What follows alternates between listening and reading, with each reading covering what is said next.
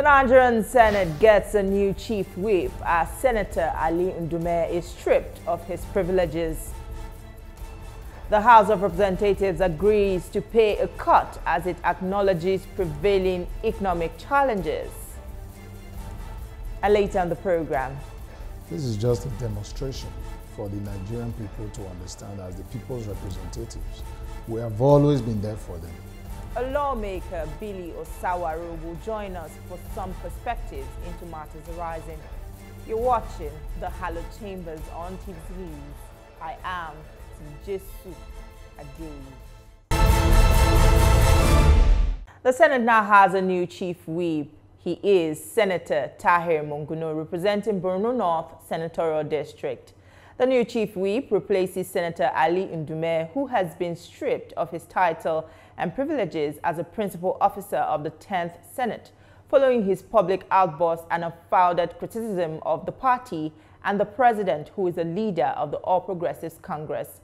The decision to replace Senator Ndume with another of his ranking colleague from Borno was the result of a letter of complaint from the leadership of the party expressing great displeasure over recent comments and conduct, despite his status as a senior parliamentarian and party faithful. The Senate also did a minor reshuffle of the leadership of its committees and appointed Senator Ali Ndume as the chairman of the Committee on Tourism. Express our displeasure, our outrage, and our deep disappointment at the unbecoming, unfounded, and baseless criticism of the government and the party, the APC, by your majority whip of the Senate, Senator Ali Muhammadu Ndume, as a person who is bent on running the country down. We realize that the position of the whip of the Senate belongs to our party. Distinguished Senator Mohammed Tahir Monguno should immediately replace distinguished Senator Ali Ndume, who is bent on bringing down the country. Members of the House of Representatives have committed to giving up 50% of their salaries for a period of 6 months to address hunger across the country.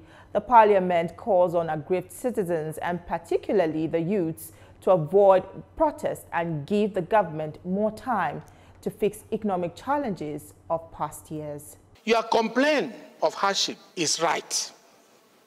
But is the solution found in carrying placard and lining the streets moving that we amend that prayer to include that members sacrifice maybe 50% of our salary for a period of 3 months or 6 months to help Nigerians and to show that we are in support? Anybody or every organization that is organizing protest is definitely undermining the peace and unity of our dear country. DSS must work hard to find if they can at least be able to scout and get those people that are instigating or the leaders of these protests so that we can dialogue with them. The Senate received a letter from President Bola Tinubu on an executive bill to amend the 2024 Appropriation Act to allow an addition of 6.2 trillion naira to fund the Renewed Hope infrastructure projects and other critical infrastructure. The request from the President got the support of the lawmakers and scaled second reading. The total sum of 3,200 billion naira only for capital expenditure, while the Finance Act 2023 Amendment Bill seeks to amend the Finance Act 2023 to impose and charge windfall tax on banks and to provide for the administration of the tax generally in the country.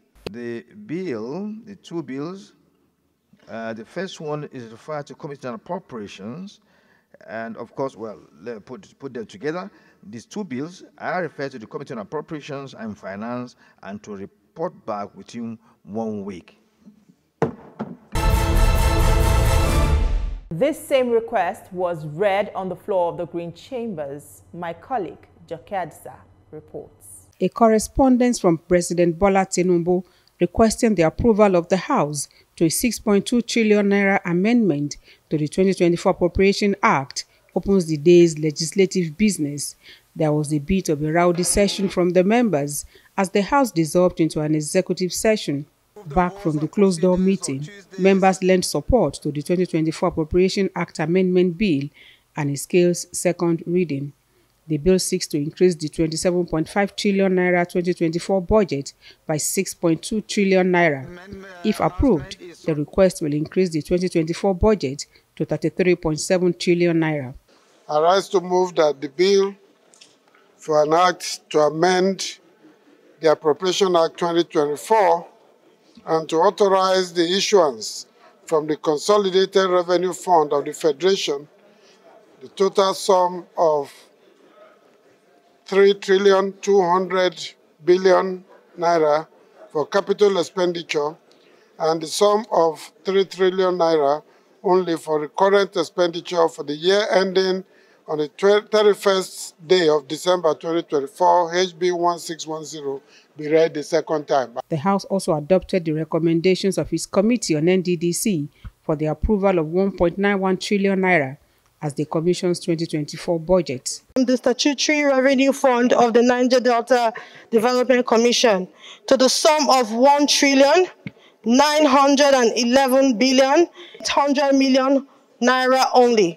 At the sum of 835,222,569,924 naira only is for development projects. From the amount, 38.5 billion naira is for personnel expenditure, 29.2 billion naira for overhead, 8.78 billion naira goes to development projects, while 1 trillion naira is for legacy projects to be funded through borrowing for the year ending 30th April 2025. We'll take a quick break, and when we return, I will introduce my guest.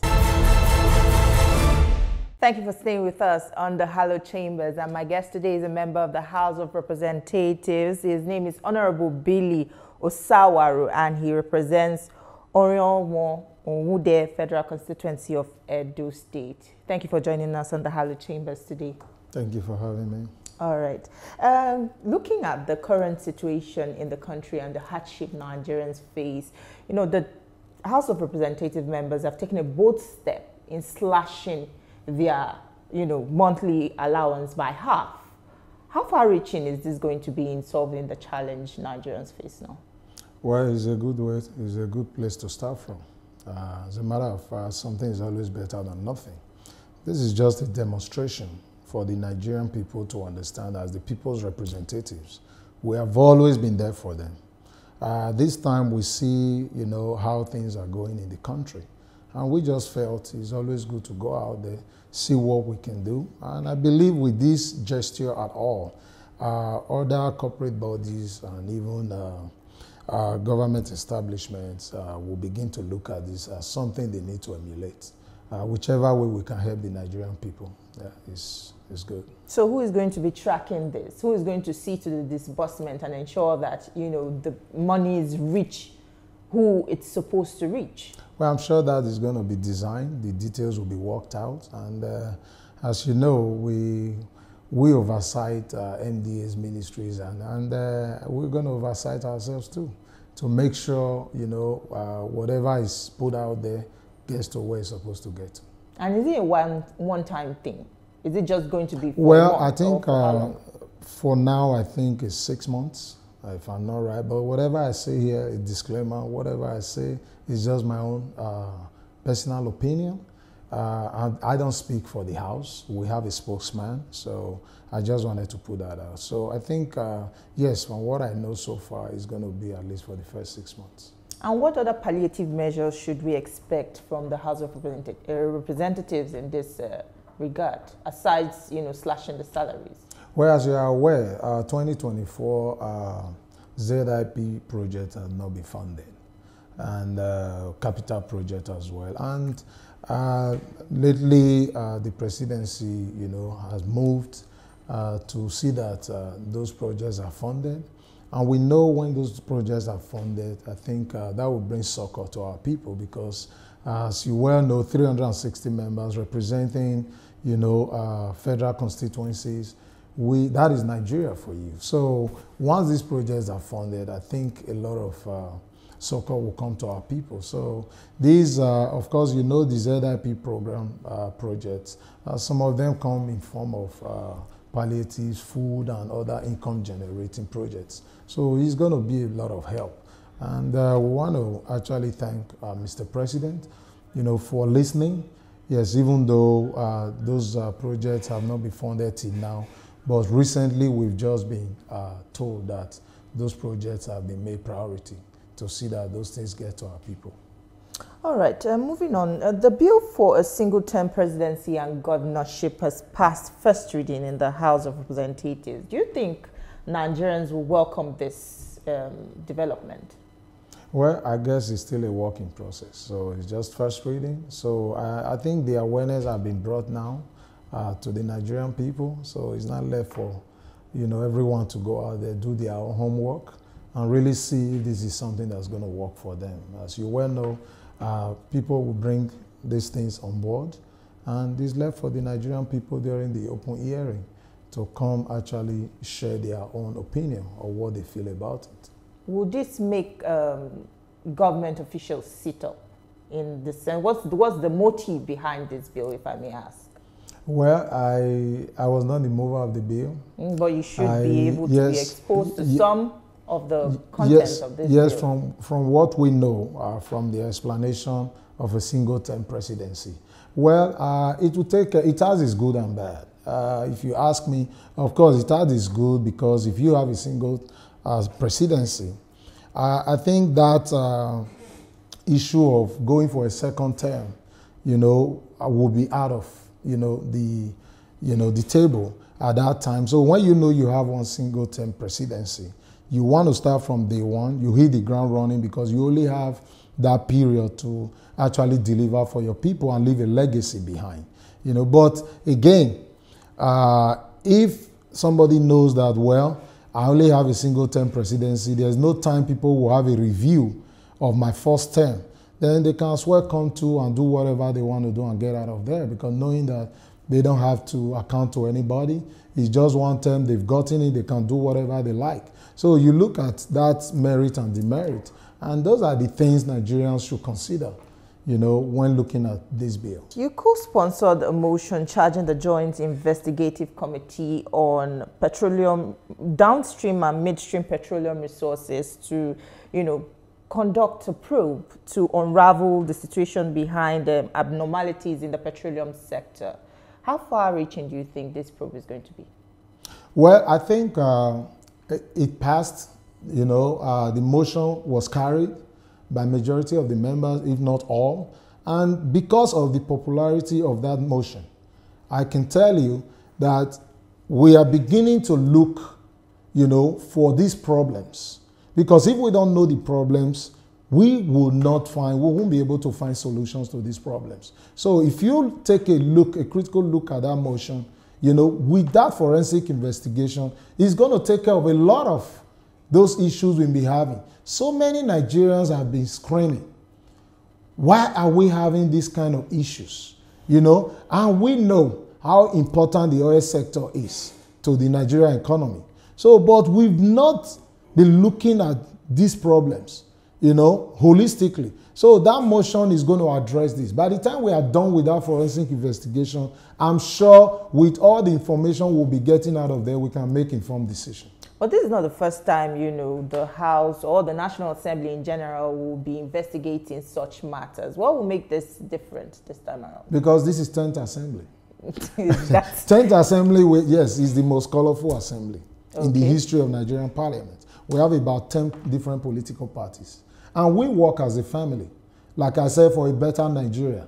why a lot of us came on board. If you look at how we came, you will understand that we came on board because we wanted to fix what has been wrong, to right all the wrongs in the system. So right from day one that we came on board, we've been working together as a family. So again, 10th Assembly has been making, a lot of strides in these areas. And I think we are going to make a difference because we are so focused on solutions. And we are so focused on our legacy at the end of the day. So with this kind of motion, with the way, people have been taking it, I see that this is going to make a difference. The implementation of the PIA has been one major factor that, some lawmakers have raised. Is this probe also going to look into that, the implementation of the PIA? Well, I don't think we're going to go in detail, but again, as we begin to move on, there might be some reasons why we need to go look at some sessions of that. But again, for right now, just the way the motion stands, we are looking into, the issues, why we are having, these queues, and what is really wrong. The regulatory bodies, are they really doing what they are supposed to be doing? So we are looking at all this. But again, as the investigation goes on, maybe we might have a need to look at that direction. But if it comes up, yes, so be it. All right, we'll still have a lot to discuss, but we'll take a quick break. Don't go anywhere. We still have more for you on the program. Stay with us. We'll be right back.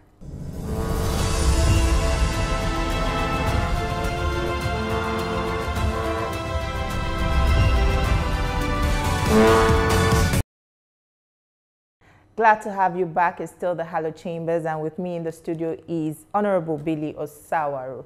Now, Nigeria now has a new minimum wage. The federal government and Labour have been able to come to an agreement on 70,000 naira minimum wage, and we expect to see this legislation come before the National Assembly for, consideration and, approval. But do you, by any means, see any resistance, maybe from the body language of your colleagues or from other Nigerians, to this current development? Well, so far as I don't think, and I don't expect that, because we are here, we are the people's representative. Whatever we feel will be good for our people, why do we have to resist it? And I want to tell you, this has become a priority since yesterday that this agreement, was reached. I think the National Assembly is eagerly waiting, to quickly push this. It has become a priority now because anything that will better the lives of Nigerian people is what we stand for. So again, where they are now is better than where they used to be. And we are all for it.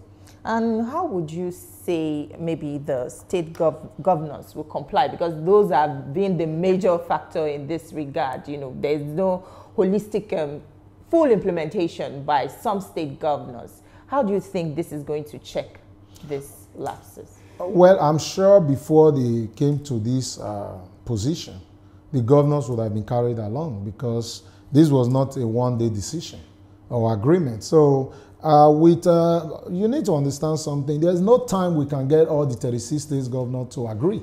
But Nigeria must move forward. And I'm sure by the time this starts, maybe some of those governors, this is actually going to put them on the spot to start looking inward, to see, apart from what comes from the Federation's account, then what else can they do in form of internally generated revenue?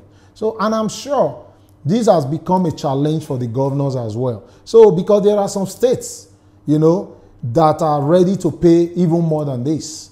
So, when they are doing that, what does that tell about other states? So, I think it creates some kind of competition for the governors to go back, because every governor wants to leave a legacy behind, a good one.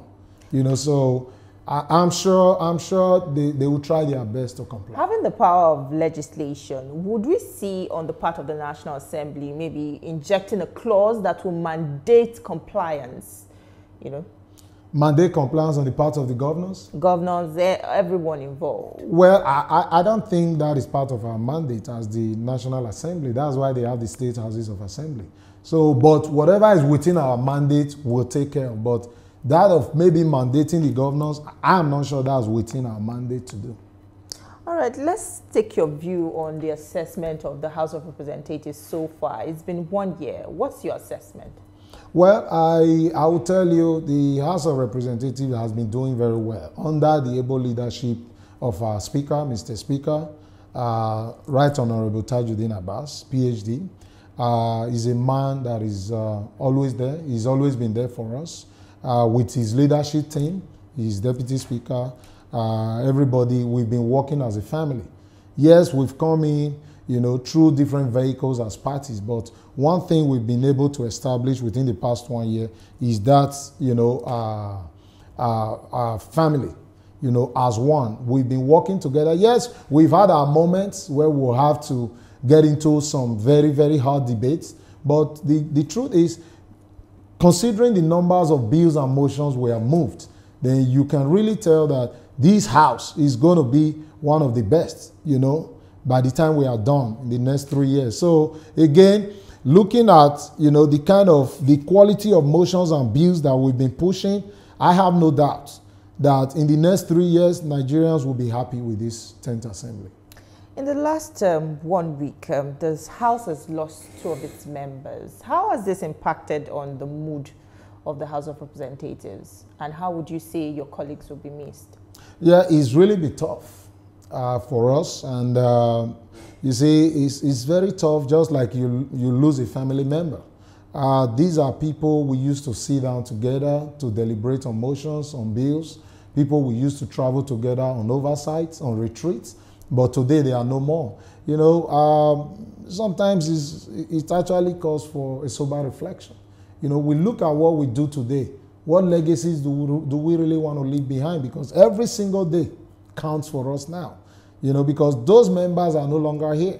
But the ones that are still here, every day we give thanks to God. But again, we look at ourselves. I don't know when it's going to be my turn. So let me do what I can do right now, because when you are not here, what will you be judged by? How will people talk about you? You'll be given this opportunity out of 220 million Nigerians. You are one of the 360, to be in the House of Representatives. You are one of the 109 to be in the Senate. What will you be remembered by? So every single time we sit down and begin to reflect on all this. And again, as lawmakers, we want to do our best. All right. Speaking about doing your best, what impact in terms of legislations and, intervention in your constituency, how have your people felt your representation, you representing them in the National Assembly? There are 3 major functions that a lawmaker carries out or is expected to carry out. 1 is you make laws, right? 2 is representation, and 3 is oversight. Yes, I can tell you, with the number of motions I have moved within the past 1 year, I've had more than 15 motions under my belt. 15? Yes, and I'm pushing 3 bills as we speak. And how far have they gone?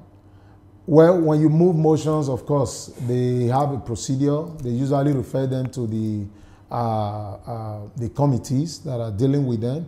And I can tell you a lot of those things, even with the investigative motions. Some of them are being taken now. Even with the petitions, I've submitted, some have gone to public petitions, some have been laid to rest. And I can tell you when it comes to, making laws, my people are very happy with me because if you want to compare, you do a comparative analysis, with maybe other lawmakers, then you can tell that I'm not doing badly because of the number of motions I've been able to push in the House. But when it comes to representation, of course, this is my first year. This is my first budget. But I've still been able to really go out there to push things out for my people when it comes to it. There are little things you can always do, without you having to wait maybe for your constituency project or your capital project. I've been able to do those things. At least during the dry season, I've been able to go out there, with some equipment to see how we can run some roads. Even if you're not going to tar roads for your people, but you should still be able to grade roads for your people. I've been able to do that. I've been able to push out some solar lights out there for our people. I've been able to go on, some few medical outreach, distribute some educational materials. Those are little things we can actually do while we are waiting, for our zonal intervention projects to kick off. Those things I have done. Then oversight, of course. We usually don't stay in Abuja from Thursday to Monday. We are mostly out on oversight because when you are doing oversight, you are not doing oversight only in the capital city. You are always out there. So there is barely a week that we don't go out there. Tomorrow we are out again to Uyo. From there we're going to Port Harcourt on oversight. Every single committee I belong to, I participate actively. And this participation, of course, involves oversight, retreat, because this 10th assembly, one good thing our Honorable Speaker has put down is to make sure that every committee goes on a retreat.